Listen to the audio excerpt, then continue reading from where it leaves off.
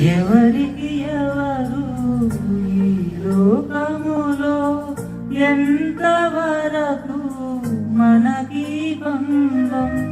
ఎవరికి ఎవరు ఈ లోకములో ఎంతవరకు మనకి బంధం?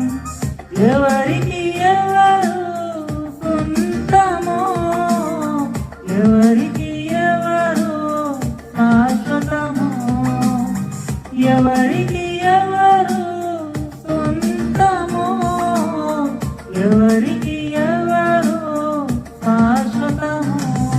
మన జీవితం ఒక యాత్ర, మన గమ్యమే యేసు.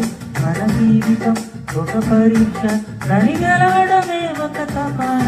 మన జీవితం ఒక యాత్ర, మన గమ్యమే యేసు. మన జీవితం ఒక పరీక్ష, దాని గెలవడమే మన తపన.